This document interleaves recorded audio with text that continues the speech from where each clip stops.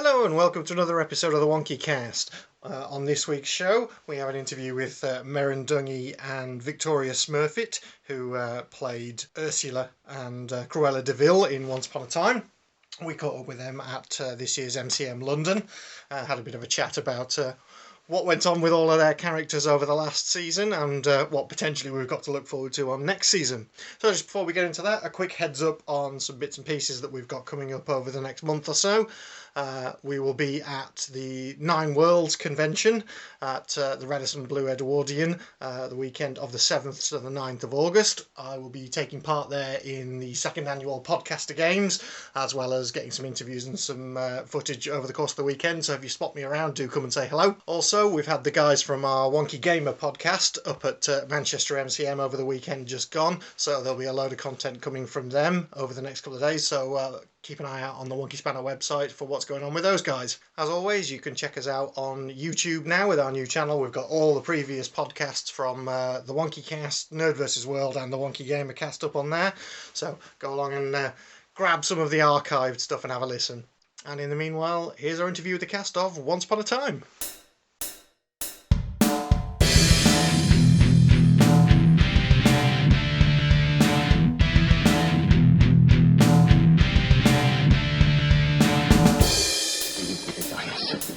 Big fucking gun!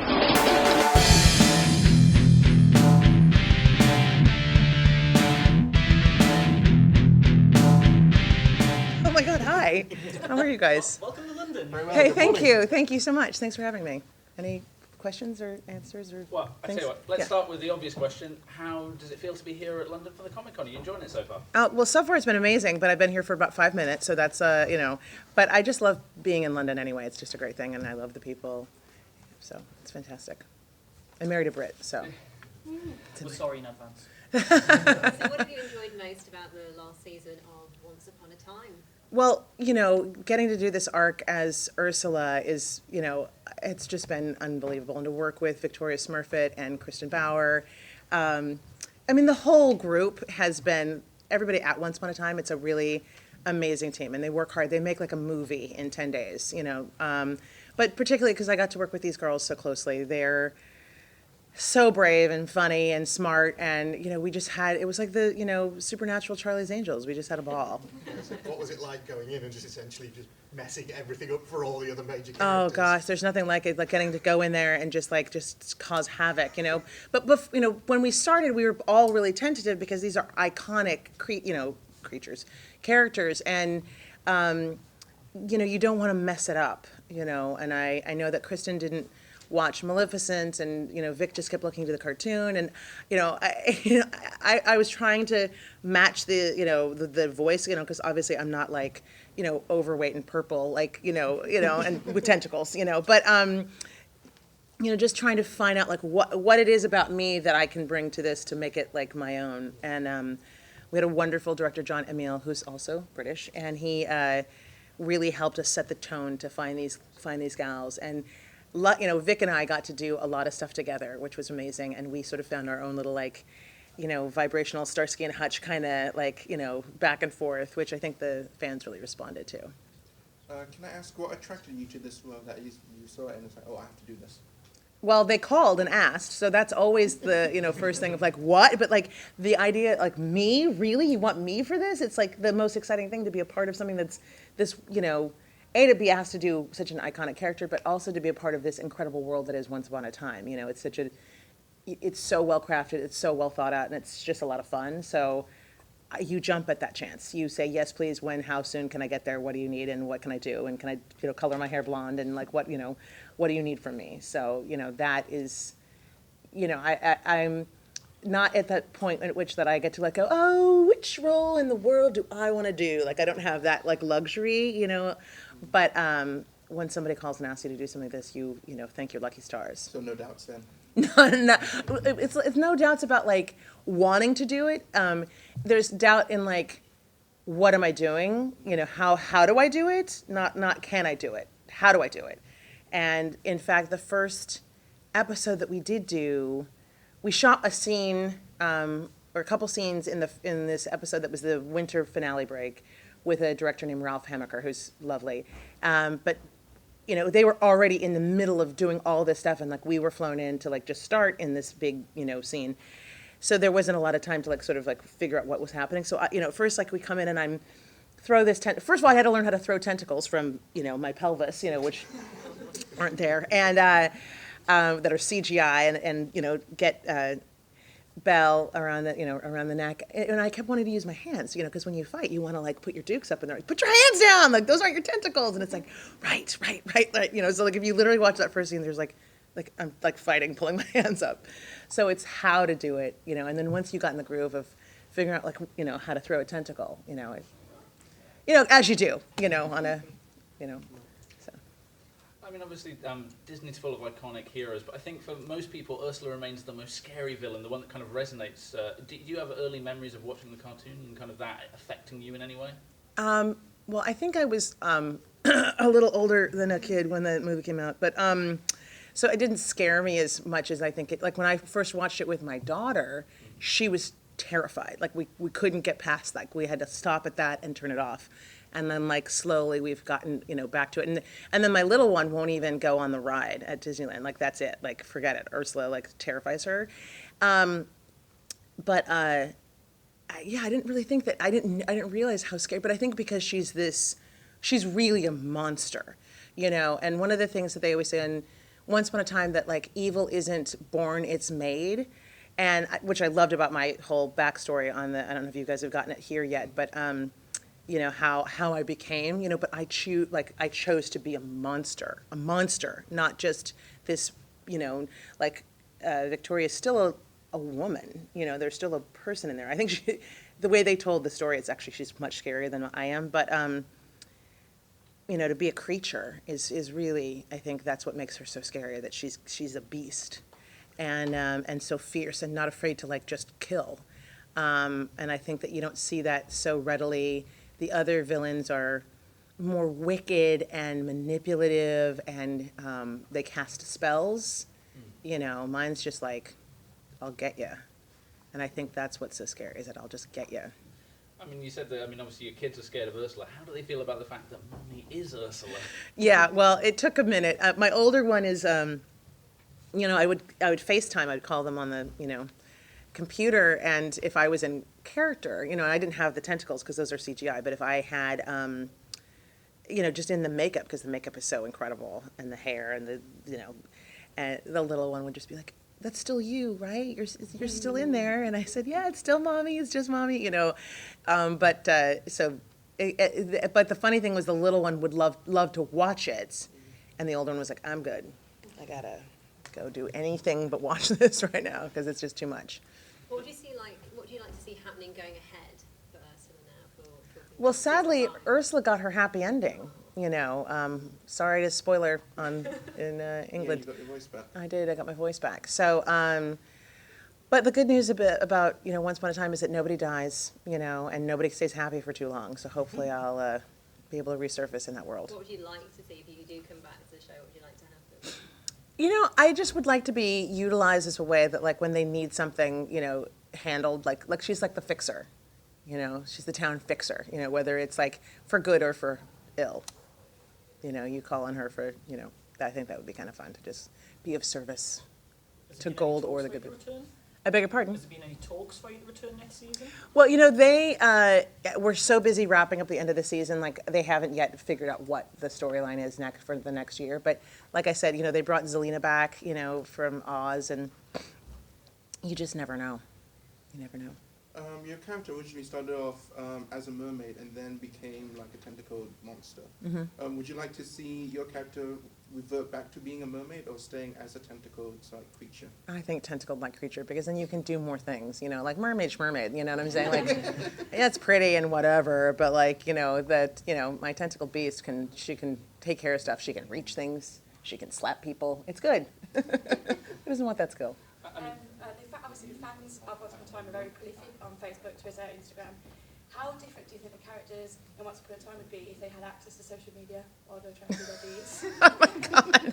Wow, that's a good one. I think that the villains would run it, because they'd be able to like cully a nice audience of supporters because everybody likes a bad guy, you know.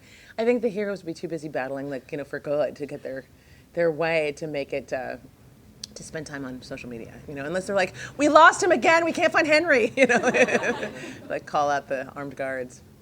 How do you think the character adjusted to working in an aquarium for 20 years? Oh, she didn't like that at all, you know, but those are her babies. We had a whole, like, some of it got cut, but in the first episode where I worked with John and the director, and, you know, he was like, those are your children, you know, like all those, I loved how they set that whole, you know, space up. It was just like, these are my children and I get to be with them. So as much as, like, she didn't like shoveling, you know, fish shit and all that sort of thing, she still got to be with her people, you know, and, you know, it just made sense. With the ties to Disney, have you got a particular favourite Disney film? That's a good question. I love the Pixar. I love all the Disney Pixar films. In particular, the Toy Story series is just, I mean, I wept like a baby at that last, you know, movie. Like I was holding hands with my sister and they're like holding hands, like going that thing. And she's like 45 and we're like, you know, because we kind of grew up with that, you know, to watch that whole journey. Like they're just, I mean, Disney knows how to pull the heartstrings, don't they? But those are especially wonderful. I mean, obviously you mentioned earlier on that there's a physicality to Ursula, but also the vocal performance, particularly in the original cartoon, is so iconic. Can you talk a little bit about how you found that aspect of the character? Well, you know, I think that for me, that was my, you know, you got to find your way in, you know. I always say, like, when I go in for a part, and that's the thing, like, that's good and bad about being offered something, is that, like, you're so unsettling with that mask on. It's freaking me out. I was like, what's happening? You know, when you go into audition for something, at least for me, I have to find, if I know what that character wears, I know, I feel really great about when I walk in. You know, I mean, like some things when you go in to play, like, you know, like a detective or, you know, like it's very plain, it's very simple, but there is sort of like, everyone has their uniform, whether it's a mom or a, you know, it's like what kind of mom and like what kind of cop, you know, is it a beat cop, is it a detective? Like there is a way to walk in. What shoes are you wearing and what are you, you know, how, like for me, that's my way in. It's like putting on some sort of costume. And with Ursula, because, you know, it was, I was asked to do it. I didn't know what, you know, and also it's like, what do you bring to this? How do you, you know, and the voice was the best way because I do have a low voice and I do have sort of that, you know, I can match that cadence, you know, that the voice actress whose name escapes me right now, but she's so incredible, you know, it's just this, that's what you can bring. That's what I could bring. Now, there are particular lines that you really love saying in that voice.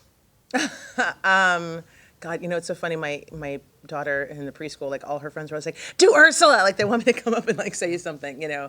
But yes, there was a particular line in the episode of my backstory where Hook and I are trying to get the seashell to work to bring my voice back, and I said, I don't even know if I can match it in the voice, but.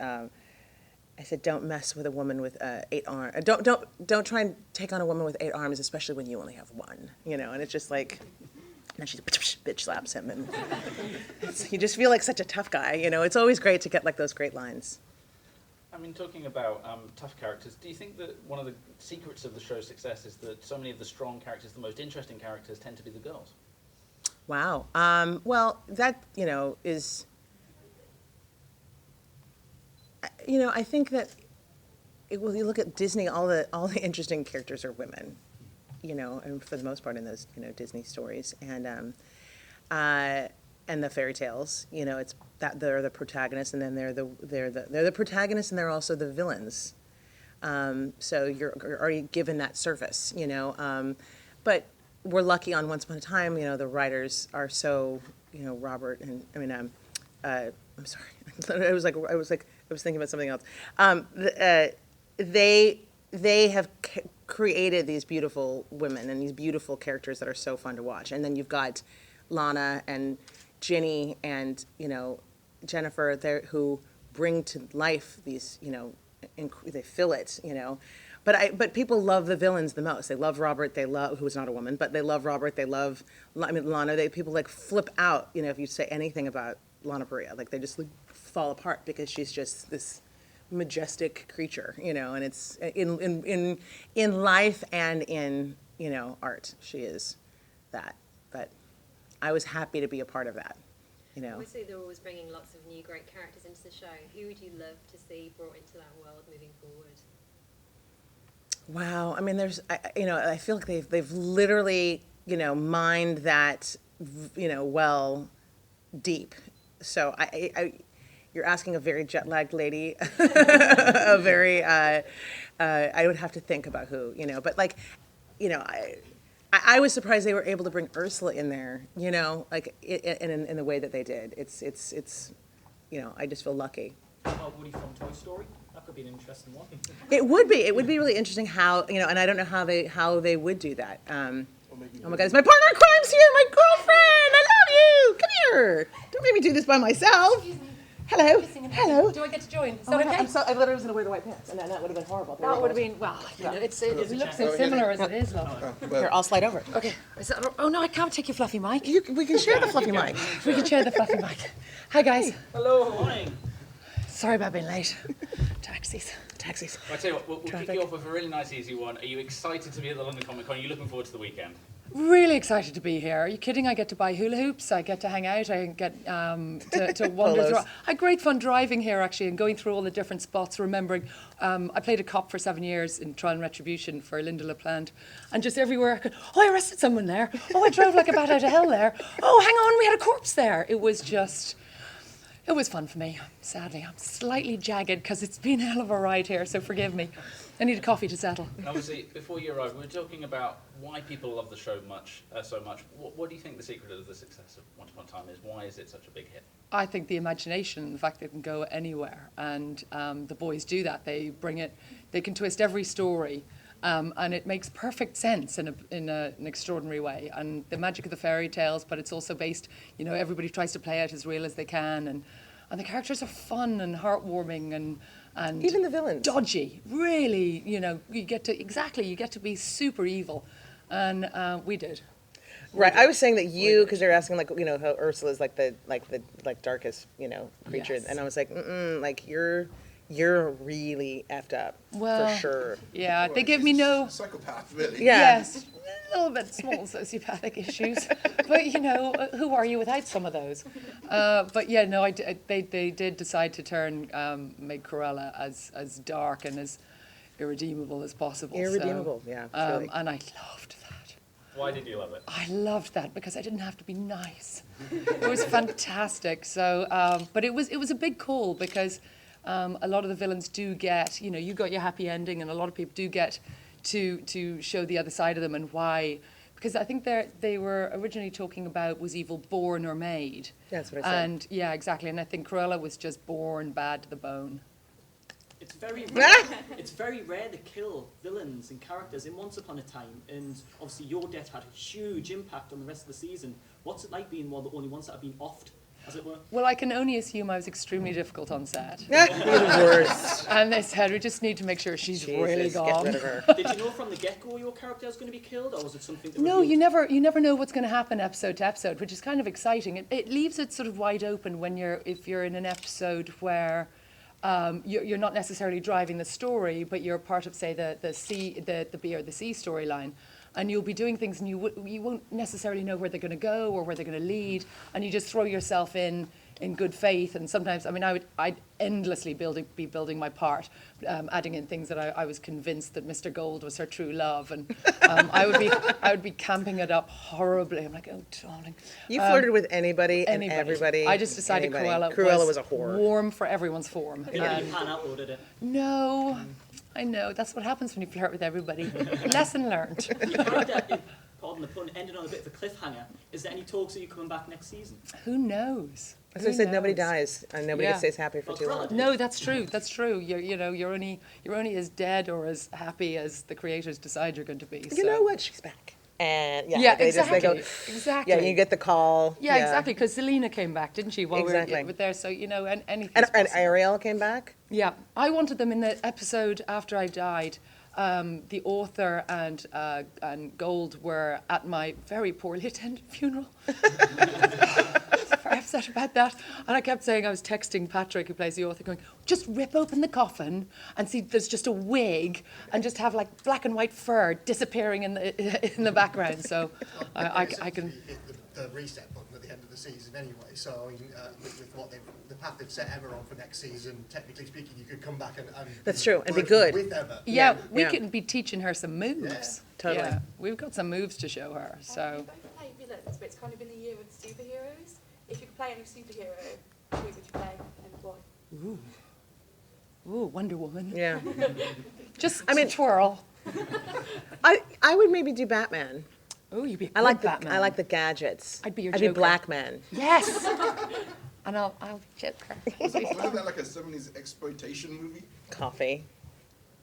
Yeah. Was there? Coffee with the big afro. Like I that's didn't see it. Oh yeah, yeah. You need to Or learn me. Get Christy Love was this old, tiny old, like 6-episode 70s show called Get Christy Love, and it was like awfully awful, but it's fantastic. Awful in a great way. It's awful in a great way. I wanna be in Yeah, that. yeah. But she's more of a she's not a superhero. No. No, but You're Black a Man is a superhero. superhero. I know. Oh, we are superheroes. So that's the plan. Yeah. There you go. Will you organise that? Yeah, so right now. So. Yeah. Black Man and Wonder Woman. Can you greenlight that? Yeah. Okay, thank you very much. Thank you very much. Thank you. Thank you guys. Thanks.